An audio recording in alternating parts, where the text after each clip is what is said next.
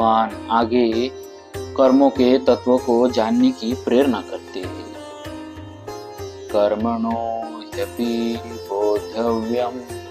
बोध्यव्यम च विकर्मणः अकर्मणश्च बोद्धव्यम गहना कर्मणो गतिः। कर्म करते हुए निर्लिप्त रहना ही कर्म के तत्व को जानना है, जिसका वर्णन आगे 18वें श्लोक में कर्मण्य कर्म यहाँ पश्येत पदों से किया गया है।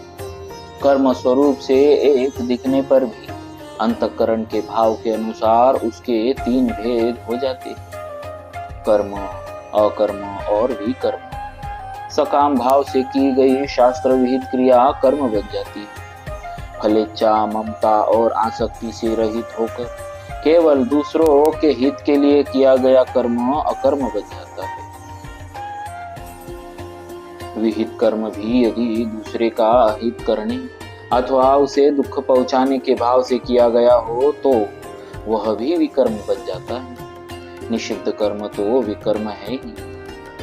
निर्लिप्त रहते हुए कर्म करना ही अकर्म के तत्व को जानना है, जिसका वर्णन आगे 18वें श्लोक में अकर्मणि च कर्म यहाँ पदों से किया गया।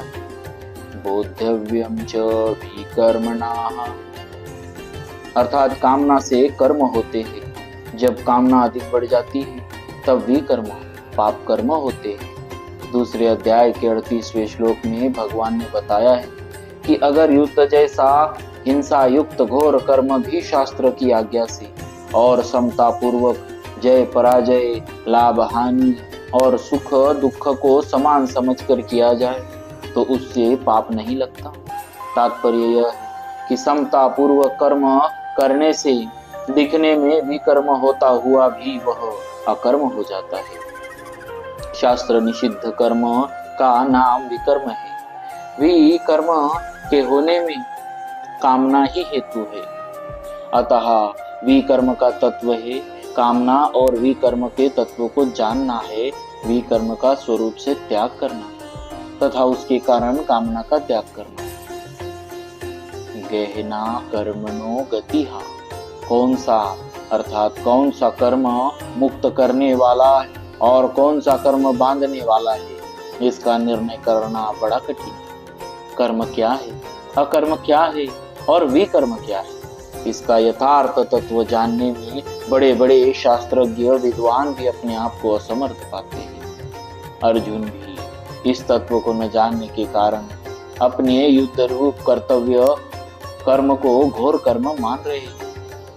अतः कर्म की गति ज्ञान या तत्व बहुत गहन है। शंका इस 17वें श्लोक में भगवान ने बोद्धव्यम च विकर्मणः पदों से यह कहा कि विकर्म का तत्व भी जानना चाहिए, परंतु 19वें से 23वें श्लोक तक के प्रकरण में भगवान ने विकर्म के विषय में कुछ कहा ही नहीं। फिर केवल इस श्लोक में ही विकर्म की बात क्यों कही? समाधान 19वें श्लोक से लेकर 23वें श्लोक तक के प्रकरण में भगवान ने मुख्य रूप से कर्म में अकर्म की बात कही, जिससे सब कर्म अकर्म हो जाए, अर्थात कर्म करते हुए भी बंधन न हो। विकर्म कर्म के बहुत पास पड़ता है, क्योंकि कर्मों में कामना ही विकर्म का मुख्य हेतु है। अतः कामना का त्याग करने के लिए तथा विकर्म को निकृष्ट बताने के लिए भगवान ने विकर्म का नाम दिया। जिस कामना से कर्म होते हैं उसी कामना के अधिक बढ़ने पर विकर्म होने लगते हैं, परंतु कामना नष्ट होने पर सब कर्म अकर्म हो जाते हैं। इस प्रकरण का खास तात्पर्य अकर्म को जानने में ही है और अकर्म होता है कामना का नाश होने पर। कामना का नाश होने पर विकर्म होता ही नहीं, अतः विकर्म के विवेचन की जरूरत ही नहीं। इसीलिए इस प्रकरण में विकर्म की बात नहीं आई है। दूसरी बात, पापजनक और नरकों की प्राप्ति कराने वाला होने के कारण भी कर्म सर्वथा त्याज्य है, इसीलिए भी इसका विस्तार नहीं किया गया है। हाँ, विकर्म के मूल कारण कामना का त्याग करने का भाव इस प्रकरण में मुख्य रूप से आया है।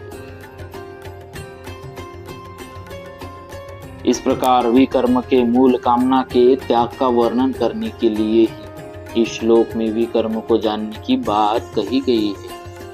परिशिष्ट भाव, हमारे लिए और दूसरों के लिए अभियोग और परिणामों में किस कर्म का क्या फल होता है, यह समझना बड़ा कठिन है।